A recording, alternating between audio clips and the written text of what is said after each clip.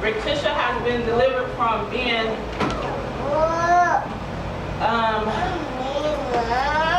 put it like this, let's be real. Let's take it out of the text. I used to like females. Alright? Let's take the like out of it. I used to love females. And that was my thing. And you can tell my kids are here, they're 15 and 14. I got a 3-year-old, Lord bless them. And all that's well, me being gay.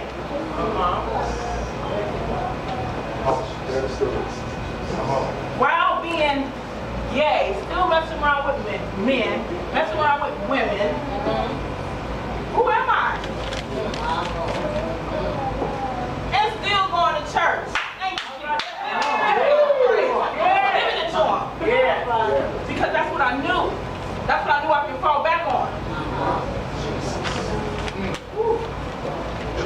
That's just an eye-opener. That's an eye-opener because you are doing something. Wow. Ain't none of us perfect. Right. I'm not perfect. I'm standing here today telling you I am not perfect. Rictisha is not perfect. But I thank God that I have been delivered from that major. Come on.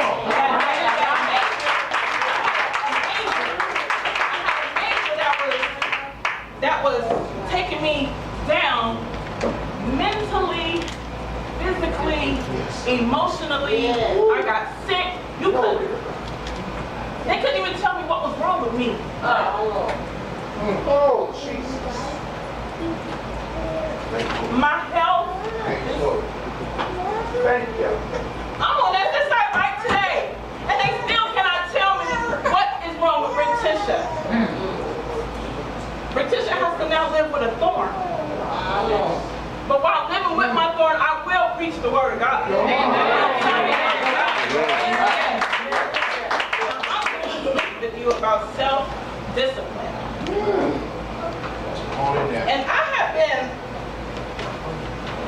been going through self-discipline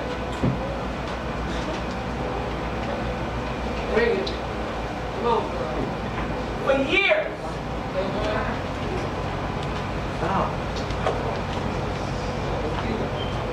It's all right. I have to speak about myself here. It's all right. Self-discipline is a noun. It's a noun. Person, place, or thing.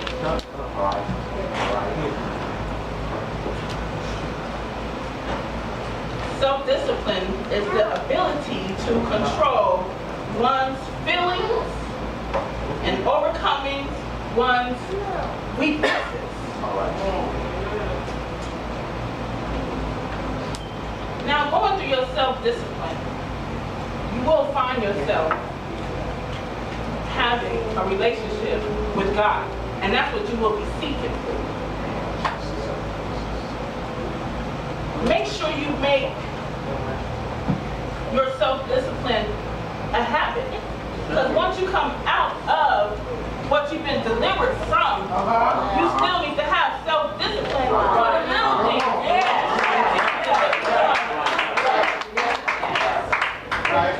Right.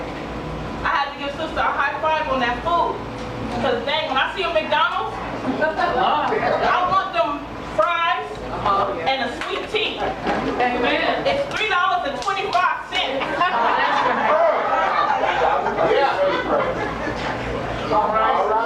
That's self-discipline. I need to make myself healthy enough so I'm able to get up whenever I get a phone call 2, 3 o'clock in the morning. Can you come and see me? I need your help. At 4 o'clock in the morning, can you come and see me? I need your help. McDonald's is 24 hours. Yes, it is. What if I didn't make it there on time to see this person because I need these daggone fries? And don't forget my sweet tea. All right. It's called self-discipline. Making yourself disciplined, you have to make it a habit. It has to become a habit within yourself. I ain't talking about nobody else. yourself. So I'm talking about me. And you know what? This hurts. It hurts. Self-discipline. You have to make it a habit so that when you're reading the Word of God, you can, when reading the Word of God and making it a habit, you find yourself thinking on other things besides women. Let's take that back. I found myself thinking about other things besides women, what that person was doing on a daily. When I already knew, I just wanted to call her and see. I had to read the Word so that my mind, my heart, my body, and soul can be on the Word of God. So that I can think of Word of God when it came down to me wanting to see her at any time. Right. I had to pray without ceasing, and praying without ceasing is you got to give it to the Lord. Yeah. Give your problem to the Lord and let Him keep it. And don't keep on falling back on it. That was my problem. I kept falling back. And every time I fall back, I got sicker. Yeah. Every time I fall back, I got sicker. Right, Jesus. Sicker.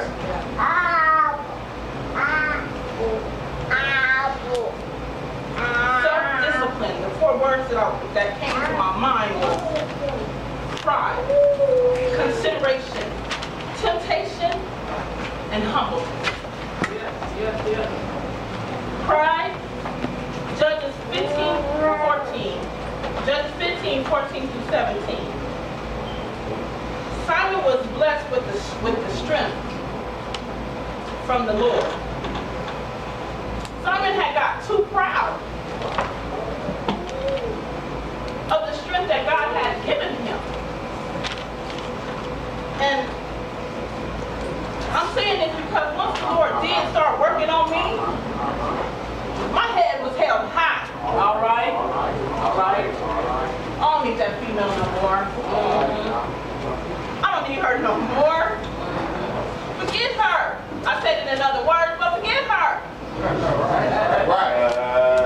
It came to a point to where it wasn't just women, it was that certain girl.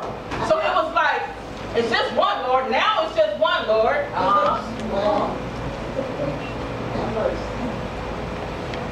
My pride. It's just one now, Jesus. Pride can make you take credit for the work God has done in your life. Me taking pride of letting other things go, but not let this one female go, I felt that it was still good to go for me. That ain't cool. That's not cool because it wasn't good at all. Because my health, you can see it. My health, I just didn't have no strength to do nothing. So it was like if I messed with her this night, messed with her Saturday night, Sunday morning I'm getting up going to church. But I can hardly get dressed because of my health and the sin that I had done that night before. Right. Oh, man. All right. I know this hurts, but this hurts me more than it hurts you because I'm talking about myself. All right. Come on, it's all right, girl. It's all right. Yes, sir. And you got to come to the point to where your pride cannot be so high to where you cannot help someone else. Amen. You never know what somebody else is going through. They could be going through the same thing as you're going through, but if my pride is so up, I cannot help them. Right now. We have to be able to deliver the word without having pride, without having our head held up so high when we know that we're just little. We ain't nothing. Well, I'm not nothing. And I have to become, what's the word? I have to put my pride down. Right. Lower it so that I can become the work of the woman to work with others all the way around. Because it's just not women that are gay, it's men as well. And I had a gay man come up to me and ask me, how did you do that? You're in the house. How did you do that? wasn't me. It wasn't me that did that. I couldn't do it by myself.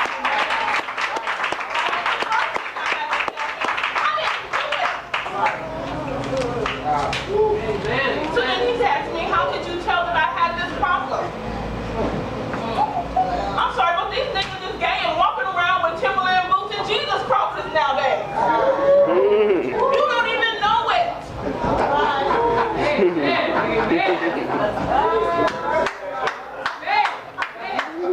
Not always because they throw their hands back and their hair better than mine and they nails longer than mine and they high heels is taller than mine. I don't even wear high heels like that.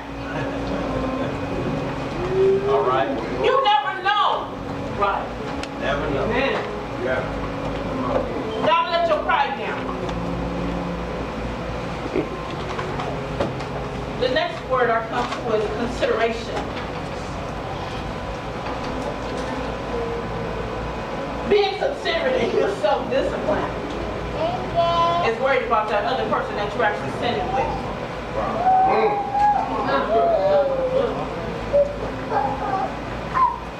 Now, am I just thinking about myself trying to go to heaven? I just slept with her. Or please forgive me. Forgive her. Now, my question to myself was, would I rather her go to hell rather than see her go to heaven? How much am I loving her for real? Right. Right. And it's not just about being gay. What if you know of a person that's drinking? You're drinking with that person. Yeah.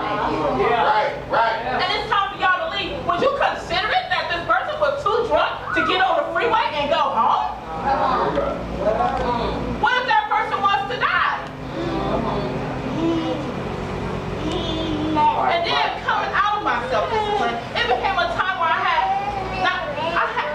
being in my self-discipline, I'm still in it. It's times when I done had people come up to me, period. Rictisha, let's do this. And it sounded so good. But it didn't, it was a man that said, let's do this. First thing that comes to mind is not a woman. At least it's not a woman. Sin is still sin.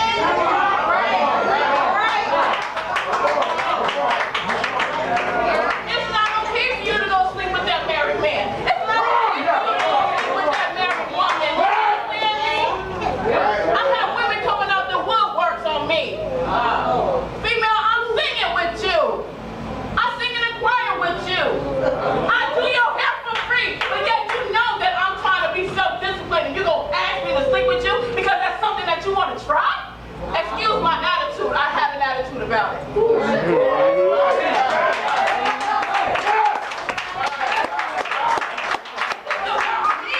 It's about me. But at the same time, it hurts me. It's not right for me to sleep with a married man. It's not right for me to sleep with a married woman. That's messed up. I wish I could say the other word. That is messed up of me. How loyal am I to myself, to them, and to God? How loyal am I? That's dysfunctional. That's dysfunctional. I have no respect for myself. Come on, come on.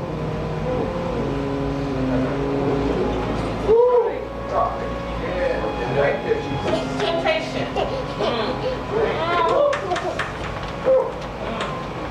Self-discipline is going to be some temptation.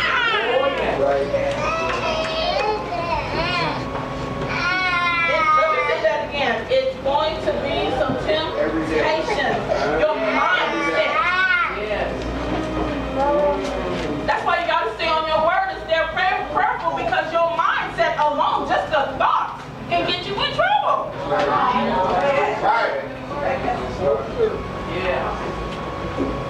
Lord, I would just like to sometimes I couldn't even pray right with the wrong thing coming in my mind. Glory. True. Come on. It came to a point where I had to get up and literally pray, laying out on the floor at home. I felt dumb as heck. But that was the only way that I had to make myself uncomfortable. Right. Laying down on the floor, prostrate, talking to the Lord, telling him about me. Yes, I want to do it on my knees. But when you that bad, you let the devil come in your head. What are you really doing on your knees before you even pray? What are you doing? I didn't feel right.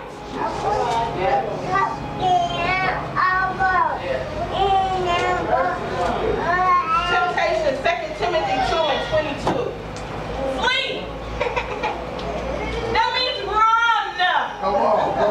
Get out of there. Yes, you gonna look stupid. You gonna look like an idiot running. But I'd rather look like an idiot in heaven than being in hell.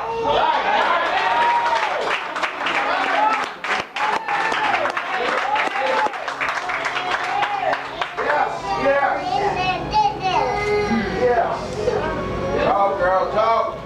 Yeah. Timothy was a young man. He was young. God got him young. He was young. And the Lord told him to run away from any product that has to do with evil thoughts. Right. That's right. It starts from the thoughts. Right. Once it comes into your head, you need to pray and ask God to forgive you for it even coming to your head. It's still a sin. Right. But do yourself a favor. Like I had to do myself, I did not act on the thoughts. It had to come to the point where I was not calling her. Right. It had to come to the point where I had to delete her. Literally. Delete. It came to the point to where I had messages from years ago on my phone. Messages on my Facebook from years ago on my phone. Delete everything. Let it go.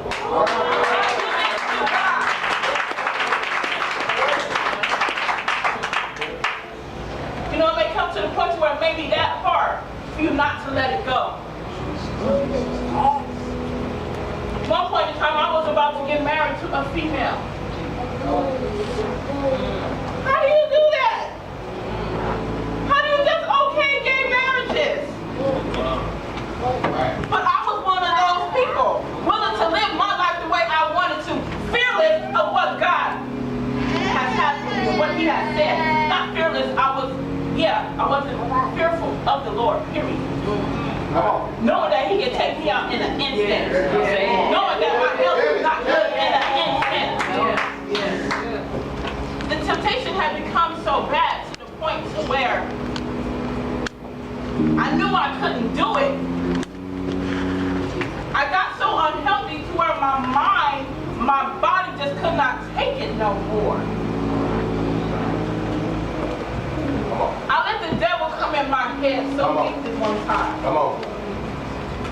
Because living in sin, Yes. the people that, let me say this. Come on. I look at people that was gay just like me. They got houses, cars, land, kids. Now how the heck did you two get kids? That's because the other woman that's supposed to be the man is she getting her eggs to give it to the other woman so that the doctor can put it into her to inject it so she can have a baby for them. While asking their brother or uncle or cousin or daddy to give up their sperm to develop the baby so that the baby can have their blood. Wow. Yeah, it's too much, but that's what they do. It's that deep. Even with the men, when they want a baby, they have one of their people do the same thing and carry their child. That's not the way God wanted to be. That's true.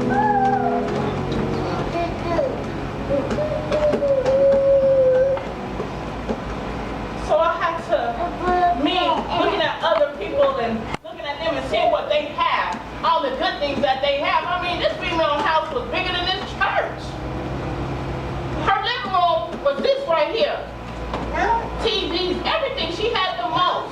Only thing she did not have was a boat.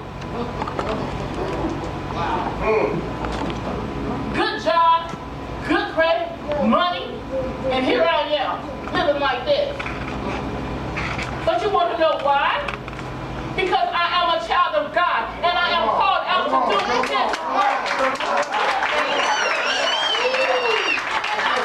He can't use nobody else. There's plenty of people, but he chose me.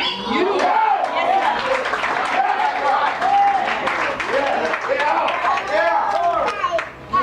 Now there's certain days knowing that I was chosen, knowing I got kids, knowing I got family. On this particular day, I had nothing else to live for. Come on. Come on. My youngest baby had got sick, so I went and got him some medicine.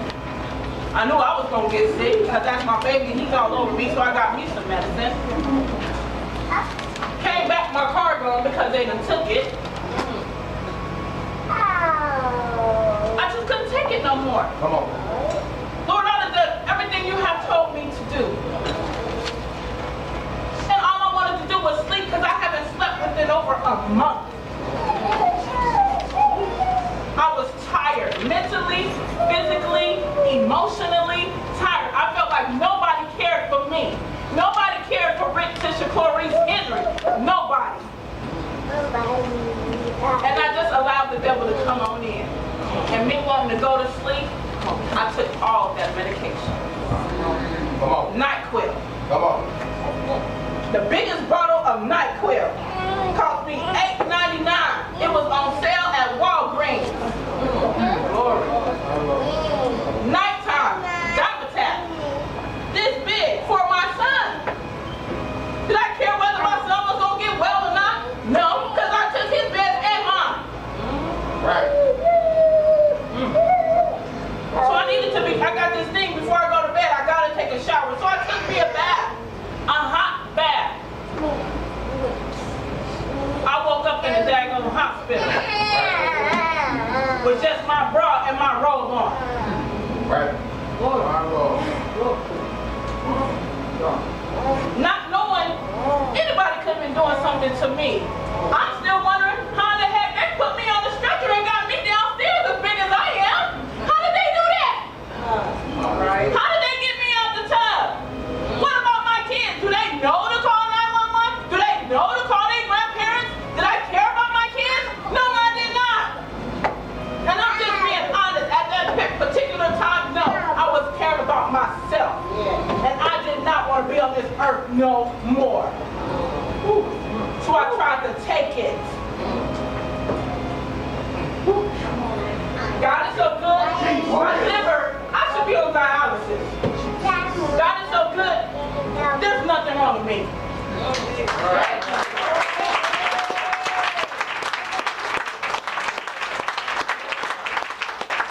was supposed to go to the psych ward that night. I was supposed to be strapped up with meds and all kinds of stuff, not knowing me, period. Right. They let me go home. I know that I was out of it, but you know what? I was out of it with the Lord on my mind.